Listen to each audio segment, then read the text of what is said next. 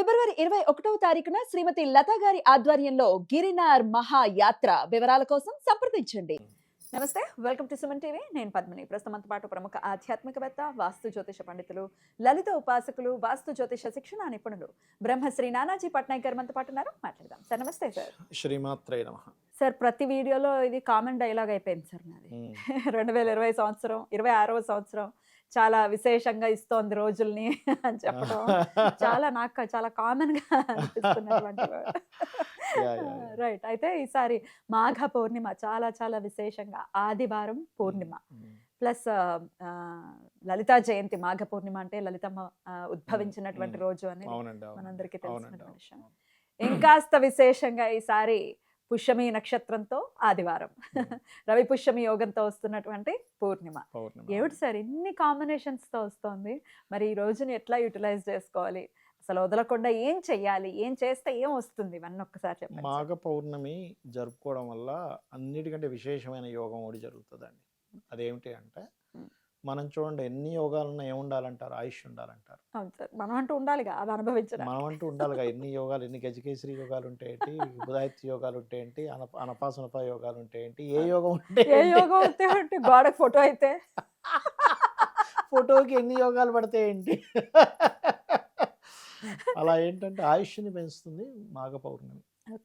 మాఘ పౌర్ణమి ఎందుకంటే ఆయుష్ని పెంచుతూ మీకు అపమృత్యు దోషాన్ని తీసేసే యోగం ఉంటుంది ఒకటి. రెండవది, మరి మాఘ పౌర్ణమి రోజు ఏమేం చేయాలి? ఒకటి, లలిత అమ్మవారి చేస్తూ ఆ రోజు చంద్రశేఖర అష్టకం చదువుకోవాలి. చంద్రశేఖర అష్టకం మాఘ పౌర్ణమి అనే కాదు, ఎవరికైనా జన్మజాతకంలో చూడండి చెప్తారు, ఏమండి ఇక్కడ మారక దశలు వచ్చేసాయి 8-3 అంటే అసలు యాక్చువల్గా ఆయుష్ ఆ పర్టికులర్ మహాదశ అంతర్దశల్లో ఆయుక్షీణం అనేది ఎలా జరుగుతుందంటే, 8వ అధిపతి, 3వ అధిపతి, దశమాధిపతి వీళ్ళ ఇన్వాల్వ్మెంట్ వీళ్ళు పాడై మారకులు యొక్క మహాదశ అంతర్దశలు వస్తాయి. అంటే 2 and 7 ఇవి వచ్చినప్పుడు ఏమైపోద్ది అంటే జీవుడు మ్యాక్సిమం గోడెక్కేసే ఛాన్స్ ఉంటుంది. అంటే ఆ టైంలో మనం కనుక ముందుగా తెలుసుకొని దానికి సంబంధించినటువంటి పరిహారం చేసుకుంటుంటే హాస్పిటలైజనే బయటపడతాడు. ఇక్కడ ఏంటంటే మనకి నేను రీసెర్చ్ చేశాను, కొన్ని వేల జాతకాల మీద రీసెర్చ్ చేసినప్పుడు నాకు ఒక విషయం బాగా అర్థమైన విషయం ఏంటంటే, మనిషికి మరణం వచ్చినప్పటికీ కూడా దాన్ని జయించవచ్చు అనే విషయం నాకు అర్థమైంది. ఎందుకంటే మీరు హిమాలయాల్లోని ఈ వీటిలో 500 సంవత్సరాలు, 300 సంవత్సరాలు, 1500 సంవత్సరాలు బతికిన వ్యక్తిని కూడా చూసాను. సిద్ధులు ఉన్నారు. నేను 1500 సంవత్సరాలు బతికిన వ్యక్తి 35 ఏళ్ళ మనిషిలా చూశాను. ఏంటి 1500? షాక్ అయ్యా. ఏమిటి మీ కళ్ళారా చూసారా? అయితే అందులో మామూలు మనిషిలాగే ఉన్నారండి. అయితే చెప్తానండి ఎందుకు అలాగా వాళ్ళ జాతకాలు కూడా తీసుకొని చూస్తే నార్మల్గానే ఉంది, కానీ వాళ్ళు సాధన వల్ల పెంచుకున్నారు. ఇప్పుడు ఇక్కడ ఏంటంటే మనం అర్థం చేసుకోవాల్సింది ఏంటంటే, యోగా చేస్తున్నారు, యోగా చేసిన వాళ్ళు చూడండి మీరు మ్యాక్సిమం 90-100 ఇయర్స్ వరకు కూడా వాళ్ళు ఏమి చాలా ఈజీగా ఉంటున్నారు, ఎక్కువ ఆయుష్ బతుకుతున్నారు. అంటే నేను దీన్ని మెడికల్ రిలేటెడ్ రంగాల్లోకి వెళ్ళి కొంచెం దాని గురించి తెలుసుకున్నాక నాకు అర్థమైన విషయం ఏంటంటే, ఒకటి, కొన్ని యోగ సాధనలు ఏవైతే ఉన్నాయో కొన్ని ఇప్పుడు ఇందాక చెప్పాను నేను మీకు, చంద్రశేఖర అష్టకం లాంటివి ఇవన్నీ ఏం చేస్తున్నాయంటే ఆయుష్ని పెంచుతున్నాయి. ఆయుష్ని పెంచుకునేటువంటి వాటిల్లో మాఘ పౌర్ణమి నాడు చంద్రశేఖర అష్టకం చదువుకోవడం, లలిత చదువుకోవడం, ప్రాణాయామం చేయడము, యోగా. నేను దీని గురించి కూడా మొన్న ఒక క్లాస్కి అటెండ్ అయ్యి ఇంకా క్లారిటీ వచ్చింది నాకు, యోగా సంబంధించిన క్లాస్కి అటెండ్ అయ్యాక.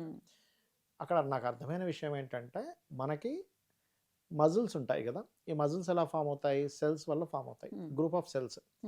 మనకు మొత్తం ఉండే మజిల్స్ అన్ని 630 మజిల్స్ ఉంటాయి బాడీ మొత్తం కలిపితే. మనం వాడేది ఎన్ని మజిల్స్? Hardly 60 to 70. మిగతా మజిల్స్ ఏమి వాడం మనం, అవి నిద్రావస్థలో ఉంటాయి, అలా నిద్రావస్థలో పడి ఉంటాయి. ఆ మజిల్స్ అసలు మనం పెద్దగా వాడడం అసలు మనం వాటిని. అలా అందుకే మన వాళ్ళు చూడండి, పిల్లవాళ్ళు ఇప్పుడు మనకి ఇండియన్స్ పిల్లవాడు పుట్టినప్పటి నుంచి ఒక కొన్ని నెలలు, 1 సంవత్సరం 2 సంవత్సరాల వరకు బాగా అమ్మమ్మలు నాన్నమ్మలు చూడండి మంచి మర్దన చేస్తారు.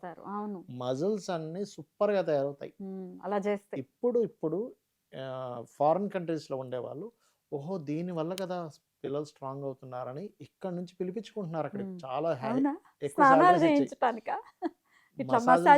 మసాజులు చేయించడానికి, స్నానం చేయడానికి చాలా డిమాండ్ ఉందండి.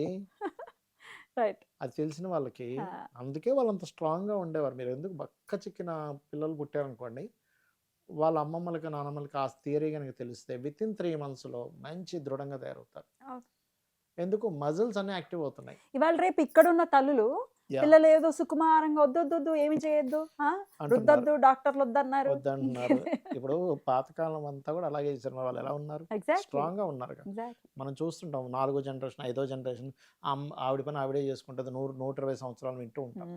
ఇక్కడ ఏంటంటే మజిల్స్ యాక్టివ్ ఎప్పుడైతే లేవో మజిల్స్ అన్ని యాక్టివ్ అవుతాయో నాకు బాగా అర్థమైన విషయం ఏంటంటే మన మజిల్స్ అన్ని ఒక యోగాసనాలతో ఎప్పుడైతే యాక్టివ్ చేసుకుంటామో మన జన్మజాతకంలో ఉండే దోషాలు కూడా పోతున్నాయి. వైస్ వర్స్ లాగా. అంటే ఇక్కడ 4000 పాడైంది, 4000 యాక్టివ్ అయ్యే మజిల్ ఏంటి? అది కూడా ఉంటుంది. 10,000 యాక్టివ్ అయ్యే మజిల్ ఏంటి? అట్లాగే 11,000 యాక్టివ్ అయ్యే మజిల్ ఏంటి? మీకు లాభాలు రావాలి అంటే ఏం లేదు, ఇక్కడ వైస్ వర్స్. దీన్ని యాక్టివ్ చేస్తున్నాం, ఇది ఆటోమేటిక్గా పాజిటివ్ యాక్టివ్ అవుతుంది. దీన్ని నెగిటివ్ యాక్టివ్. ఇప్పుడు జన్మజాతకంలో 10th హౌస్ పాడైంది, మోకాల నొప్పులు రావట్లా. 11th హౌస్ పాడైంది, కాళ్ళ నొప్పులు రావట్లా. లగ్నం పాడైంది, శిరోవేది రావట్లా. 3rd హౌస్ పాడైంది, భుజాల పెయిన్లు వస్తున్నాయి. 4th house 5th house 4th and 5th houses పాడే హార్ట్ అటాక్స్ వస్తున్నాయి. మీరు దాన్ని యాక్టివ్ చేసుకోగలిగితే ఇక్కడ ఉండేదాన్ని స్ట్రాంగ్ అవుతుంది ఆటోమేటిక్గా. అలాగా ఈ మజిల్స్ని స్ట్రాంగ్ కనుక చేసుకోగలిగితే అపమృత్యు దోషాలు కూడా తగ్గుతున్నాయి. అండ్ ఇంకోటి ఏంటంటే మాఘ పౌర్ణమి రోజు మన వాళ్ళు ప్రతి పౌర్ణమికి కూడా లలితా సహస్రనామాలు చేస్తూ ఆ చిమిలి మన చలివిడి ఉంటుంది చూసారా, చలివిడి కొంత చిమిడి ముద్దలు కూడా చేసేవారు. అమ్మవారికి నైవేద్యంగా పెట్టి ఆ నైవేద్యాన్ని ఎంతో భక్తి శ్రద్ధలతో పిల్లలకి ఇచ్చేవారు. వాళ్ళు తీసుకున్న వాళ్ళు మానసిక రుగ్మతలు ఉండేవి కావు. వాళ్ళకి చాలా ప్రశాంతంగా టెన్షన్స్ లేకుండా. ఇప్పుడు చూడండి, చిన్న పిల్లవాడికి కూడా టెన్షన్, హోంవర్క్ టెన్షను, ఏమవుతుందో టెన్షన్, ర్యాంక్ రాకపోతే టెన్షను. అసలు ఒకప్పుడు ఒక 25 ఏళ్ళ తర్వాత స్టార్ట్ అయ్యేది వాడికి. ఒక వివాహం అయిన తర్వాత ఒక బాధ్యత. అప్పటి వరకు హ్యాపీగా ఉండేవాడు. అసలు పుట్టినప్పటి నుంచే హ్యాపీనెస్ లేదు ఇప్పుడు. నిజం సార్. నర్సరీ నుంచే కాంపిటీషన్ కదండి. నర్సరీ నుంచే బాధ అనిపిస్తుంది సార్. పిల్లలు అంటే అందుకే ఏమైపోతుందంటే ఒక ఏజ్ వచ్చేసరికి అబ్బా చాలు, ఇప్పటికే నేను చాలా టెన్షన్ పడ్డాను, మళ్ళీ ఇప్పుడు పెళ్ళి అనే కొత్తది చేసుకోవాలనుకుంటున్నాడు. ఇంతకుముందు ఏంటంటే ఒక ఎంగేజ్ వరకు అసలు ఏ బాధ్యతలు ఉండేవి కాదు, ఏదో చదివేవారు, ఇంత స్ట్రెస్ ఉండేది కాదు. ఇప్పుడు ఏంటంటే పుట్టినప్పటి నుంచి స్ట్రెస్ పెడుతున్నాం మనం. ఆ స్ట్రెస్ని మీకు చాలా సునాయాసంగా దాన్ని అవలీలగా మీరు దాన్ని చూసేటువంటి గుణము చంద్రుడు స్ట్రాంగ్ అయితే వస్తుంది. చంద్రమా మనసో జాత అన్నారు కాబట్టి చంద్రుడు కళలన్నీ కూడా అందులోకి వచ్చి లలిత అమ్మవారి యొక్క అనుగ్రహంతో మనం ఎప్పుడైతే పిల్లలకి ఆ ప్రసాదం పెడతామో బ్రహ్మాండమైన ఫలితం వస్తుంది. అయితే నేను చెప్పేది ఒకటే, ఎవరికైనా జన్మజాతకంలో 8th హౌస్ పాడైంది, మార్గదశలు వచ్చాయి, 3rd హౌస్ పాడైంది, ఎందుకంటే 3rd హౌస్ ఇది నాడీ మండలం అండ్ ఊపిరి 3rd హౌస్ అంటే. 10th హౌస్ పాడైంది అంటే కనుక మార్గదశలు వచ్చిన అర్థం. దానికి మీరు ఏం టెన్షన్ పడకుండా హ్యాపీగా చంద్రశేఖర అష్టకం కనుక చదివి లలిత చదువుకుంటే 100% అది క్లియర్. నువ్వు మార్కండేయుడిని రక్షించినప్పుడు మార్కండేయుడు ఏం చదివాడు? లింగాన్ని పడుకుని చంద్రశేఖర అష్టకమే కదా. చంద్రుడు ఊపిరి కారకుడు. సో ఊపిరి కారకుడు అయినటువంటి చంద్రుడికి సంబంధించిన అష్టకం చదువుతున్నాం.